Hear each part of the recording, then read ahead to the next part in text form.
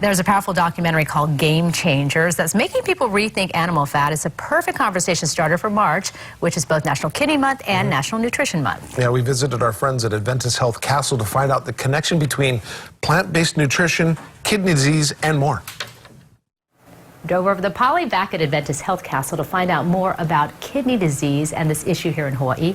I'm with Dr. David Na'ai to find out more. And thank you so much, because kidney disease really is an issue. What is the importance of a properly functioning kidney?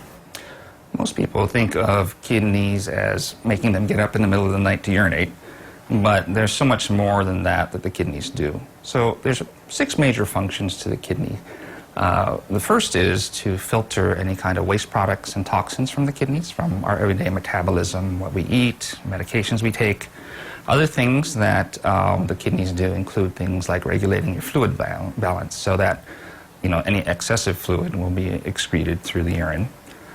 Thirdly, fluids, in addition to fluids, electrolytes are balanced by the kidneys. So things like sodium, potassium, phosphorus are very balanced in your body because of the kidneys.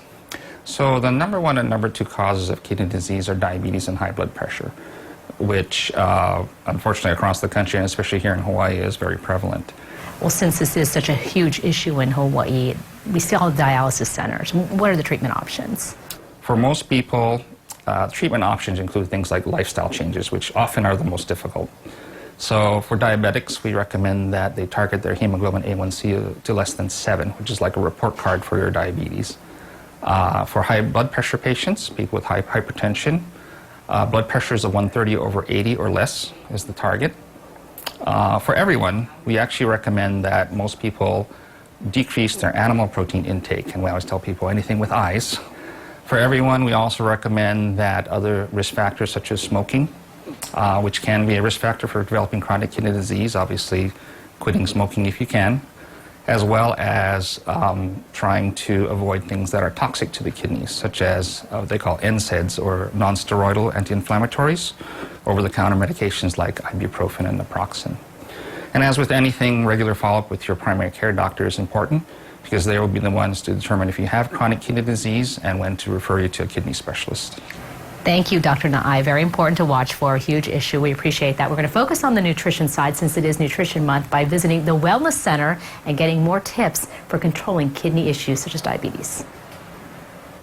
Since nutrition is so important, particularly with patients with diabetes and kidney disease, we're here with Amanda McFarland to get some information to help. Thank you for having us out. You've been doing this for so long. So for people who do have these serious health problems, what do they need to do with their nutrition? I think for anybody, for any condition, I can't think of a reason to not include more plants in your diet. So for National Nutrition Month, that's our focus, is to include more plants. I like to say a plant slant. So even if it's just 1 meal a day where you're vegetarian or vegan, that's a great place to start. You can also do maybe 1 day a week or 2 days a week, It doesn't have to be to one extreme or the next, but just in a daily basis, including more plants.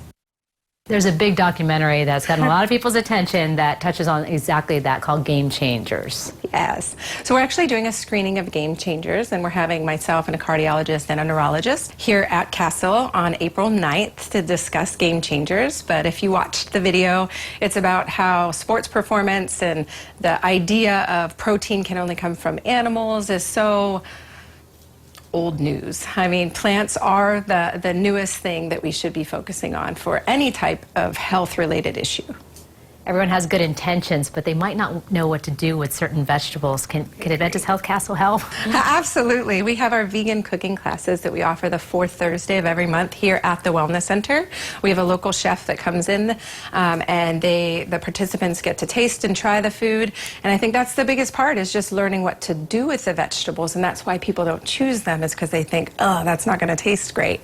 But yeah, come into any of our cooking classes that we offer. We also have my services, and that's what I do on a daily basis, is trying to get clients to just include more plants and figure out how to do that in their daily life.